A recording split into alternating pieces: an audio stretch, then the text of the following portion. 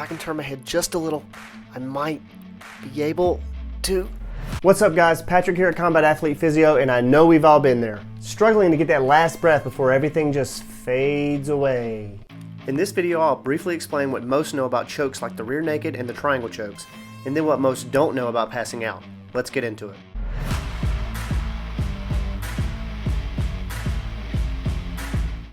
Like usual, we'll start with the anatomy of the blood and nerve supply to the brain using the Human Anatomy Atlas app.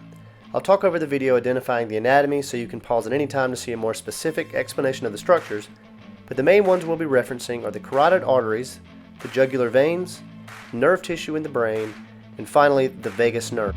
In order to understand the mechanism of why we lose consciousness, we need to first understand how arteries and veins work.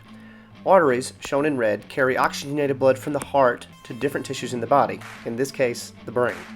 Veins, shown in blue, are responsible for carrying deoxygenated blood from the tissues back to the heart. But how is oxygen transferred to the brain?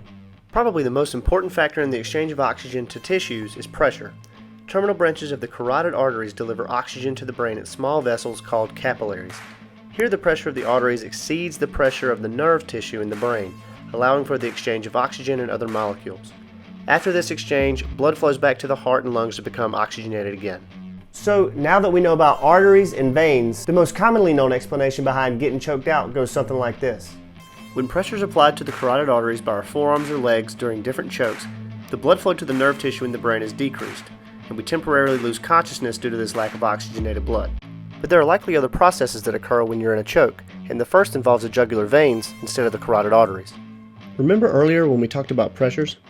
Well, when you occlude the jugular veins, there's an increase in what's called the intracranial pressure, which is the pressure that's put on the skull and brain by different fluids.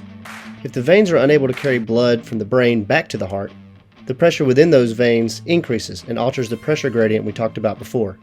And if the pressures are off, oxygen can't flow into the tissue as readily, causing you to lose consciousness. So this next mechanism is a little bit convoluted, so just stick with me here. During a choke, receptors in the carotid arteries that are sensitive to pressure and the lack of oxygen stimulate a big nerve called the vagus nerve. One of the biggest functions in the vagus nerve is to regulate heart rate and blood pressure. When the vagus nerve is stimulated in this way, your heart rate and blood pressure drop very quickly. This in turn causes a drop in arterial pressure throughout the body, causing a loss of consciousness. Well, there you have it, folks. Next time you don't quite have that choke as tight as you could, or if you find yourself in a choke that could be a little bit tighter, if they or you still pass out, now you know why. Thank you guys so much for watching, and I'll see you next time.